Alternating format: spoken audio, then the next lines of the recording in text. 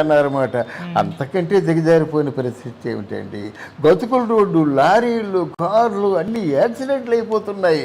ఆ బురద వచ్చినప్పుడు టైంలో అయితే చూడాలన్నమాట. చాలా దారుణంగా ఉన్నాయి. మొత్తుకున్నారండి అందరూ. రోడ్లు బాగు చేయించండి బాబు అంటే మొత్తుకుంటే అది చేయించలేదు. ఇలాంటి దారుణాలు ఎన్నో ఉన్నాయండి. దాని తర్వాత చంద్రబాబు నాయుడు తాలూకు అరెస్టు మాత్రం జనంలో తీవ్రమైన వ్యతిరేకత వచ్చింది. చెప్పావు నిజమే, ముందు 300 కోట్లు అన్నావు, తర్వాత కొంచెం కొంచెం కొంచెం కొంచెం దిగజార్చుకుంటూ 27 కోట్లు అన్నావు. అందులో ఆ డాక్యుమెంట్లో లేదు అది.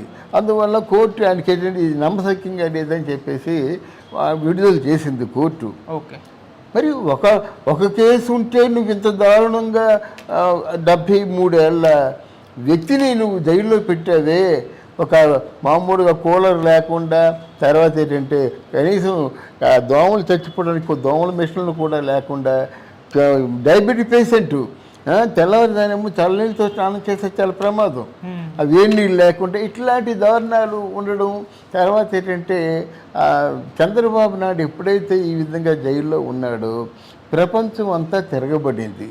ఎందుకంటే ఇక్కడ ఈ దేశంలోనే కాకుండా ప్రపంచ దేశాల్లో ఎవరెవరికైతే ఐటీ రిలేట్ అయి ఉన్నారో వాళ్ళందరూ రోడ్డు మీదకి వచ్చారు, ధర్నాలు చేశారు. మద్రాసు నుంచి, బెంగళూరు నుంచి, బొంబాయి నుంచి మనుషులు వచ్చారు. వారు కాన్ఫరెన్స్లో వాళ్ళు దీన్ని పూర్తిగా ఖండిస్తున్నామని చెప్పారన్నమాట. ఇలాగా వాళ్ళ తాలూకు మద్దతు చూసిన తర్వాత వాళ్ళు వెనక్కి తీసుకున్నారు, వాళ్ళే కోర్టు వాళ్ళే. మరి వీరి మీద 48 కేసులు ఉంటే ఎందుకు మీరు యాక్షన్ తీసుకోలేదు? ఒకటి. రెండోది ఏంటంటే సిబిసిఐడి కన్ఫర్మ్ చేసింది, జైల్లో కూడా వెళ్ళాడు, 16 నెలలు జైల్లో కూడా ఉన్నాడు. తర్వాత ఏదో మొత్తానికి ఏదో ఇన్ఫ్లుయెన్స్ చేయించుకొని బయటకు వచ్చాడు జగన్మోహన్ రెడ్డి, సీఎం అయ్యాడు. సీఎం అయినప్పుడు ఎలాగయ్యాడో ఒక విషయం చెప్తాను. ఇవన్నీ ఓటమికి కారణాలే. నేను జగనన్న వదిలిన బాణాన్ని అని షర్మిల పాదయాత్ర చేసింది, జగనన్న జైల్లో ఉంటే ప్రచారము చేసింది. ఇంత చేసినటువంటి చెల్లిని దూరంగా పెట్టాడు. తర్వాత వైఎస్ఆర్ పార్టీ అంటే ఇది ఈ వైఎస్ఆర్ కాదు, యువజన శ్రామిక రైతు పార్టీ. ఎవరో రిజిస్ట్రేషన్ చేయించుకుంటే ఆ రిజిస్ట్రేషన్ని తీసుకున్నాడు.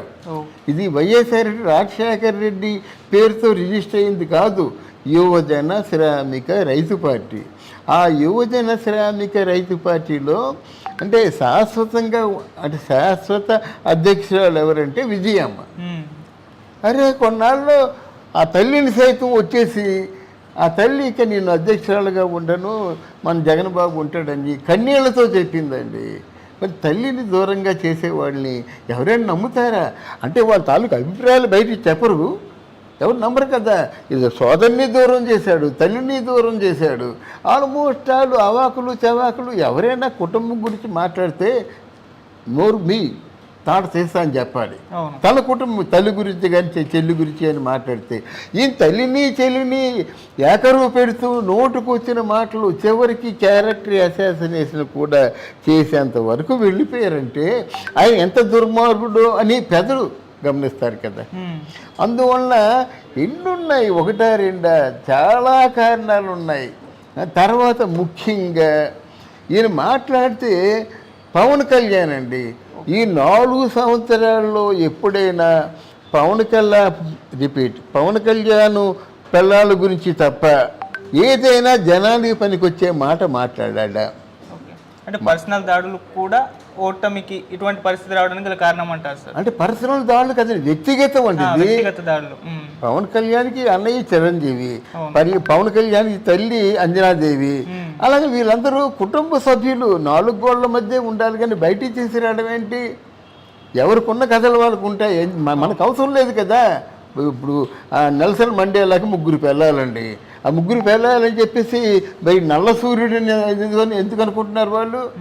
నెల్సన్ మండేలకి 3 భార్యలు, ఎవరు చెప్పుకోరు, నల్ల సూర్యుడు అన్నారు. అంత చేష్టలు చూడండి, ఆయన ఆలోచనలు చూడండి. అంతేగాని వాళ్ళ తాను వ్యక్తిగతంతో మీకెందుకు? మీరేమైనా ఇస్తున్నారా?